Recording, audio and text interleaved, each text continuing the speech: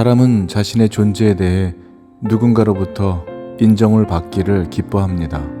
특별히 사람들이 필요로 하고 도움이 되는 선한 영향력을 끼치며 살아가는 그런 사람이 되기를 바랄 것입니다.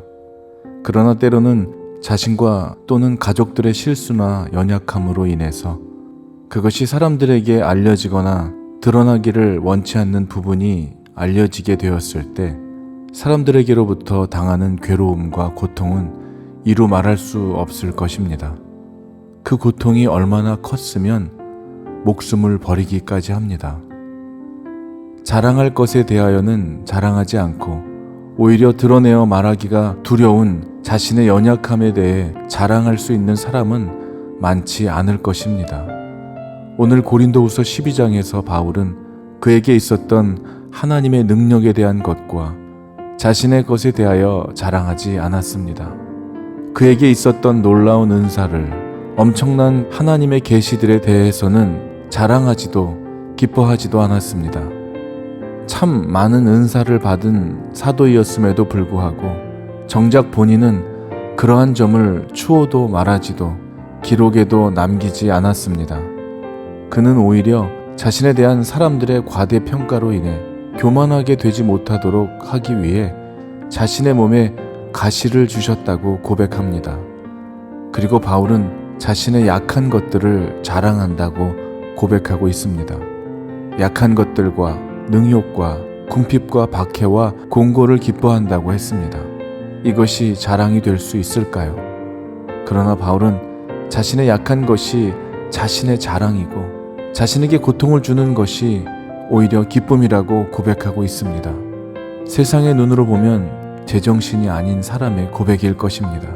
그뿐 아니라 바울은 육체의 가시로 인해 고통을 겪고 있었습니다. 바울도 사도이기 이전에 사람입니다. 그도 다른 사람과 동일하게 아픔과 고통을 느끼는 그런 사람입니다. 그가 당하는 현실적인 문제들은 간단한 것이 아니었습니다. 바울은 고통스러운 현실 때문에 간절히 기도했고 육체의 가시가 제거되기를 간절한 심정으로 3번이나 기도했습니다. 손가락에 조그마한 가시가 하나 박혀 있어도 얼마나 아프고 불편합니까? 그러나 바울의 가시는 바늘에 찔린 정도의 고통이 아니었습니다. 가벼운 고통이 아니었습니다. 매우 강력한 고통이 바울에게서 계속 떠나지 않았습니다. 그러나 주님께서는 내 은혜가 내게 족하다. 내 능력은 약한 데서 완전하게 된다고 말씀하시는 겁니다. 이것은 바울이 원했던 대답이 아니었습니다. 그러나 그러고 난 후에 바울은 그의 고백의 내용이 달라집니다. 그리스도의 능력이 내게 머무르게 하기 위하여 나는 더욱더 기쁜 마음으로 내 약점들을 자랑하려고 합니다. 라고 하는 고백으로 변화되었습니다. 바울은 하나님의 말씀을 듣고 난 후 더 이상 같은 내용으로 기도하지 않았습니다. 상황은 달라지지 않았고 육체의 가시도 그대로였습니다. 그러나 바울은 육체의 가시가 제거해달라고 더 이상 기도하지 않았습니다. 우리의 기도 역시 상황을 바꿀 수도 있겠지만 외적인 상황이 바뀌는 것보다 더욱 중요한 것은 내 안의 내적인 변화입니다. 상황을 바라보는 우리의 마음과 우리의 관점을 변화시켜 주시는 은혜가 더욱 크기 때문입니다. 우리가 세상에서 사는 동안 다양한 고통을 겪게 됩니다. 한 가지 문제를 해결하면 또 다른 문제가 찾아옵니다. 때로는 이해할 수 없는, 그리고 무엇이 문제인지도 알 수 없는 일로 고통을 당하기도 합니다. 신실한 믿음의 사람들에게도 이와 같은 사건과 사고가 일어납니다. 그러나 중요한 것은 어떤 고통을 당하고 있느냐가 아니라 그 고통으로 인해 마주하게 되는 하나님의 은혜가 무엇이냐라는 것입니다. 사람은 고난과 약함만을 바라보고 낙심하지만 그러나 그러한 것들이 우리의 인생을 결정하는 것이 아닙니다. 그로 인해 경험하고 만나게 되는 하나님의 은혜가 우리의 인생을 놀랍게 변화시킵니다. 인생 역전과 인생의 반전을 경험케 하시기도 합니다. 하나님의 사람들도, 또 하나님의 사람들이 모인 교회 역시 마찬가지입니다. 우리들 모두에게는 연약함이 있고 실수도 있지만 그것으로 인해 교회가 넘어지는 것이 아닙니다. 하나님의 은혜가 없을 때 교회는 힘들어집니다. 성도들도 가정도 하나님의 교회도 우리가 사는 모든 곳에 하나님의 은혜가 필요합니다. 바울이 고통을 받아들일 수 있었던 그 비밀은 그가 당한 고통보다 더 큰 하나님의 은혜가 있었기 때문입니다. 고통을 이길 만큼 하나님의 은혜 안에서 누리는 그 비밀이 무엇이겠습니까? 하나님의 은혜의 능력은 우리의 약함 속에 숨겨져 있습니다. 그것이 비밀입니다. 우리가 우리의 약함을 드러내어 인정하지 않는다면 하나님의 능력도 계속 감추어져 있을 따름입니다.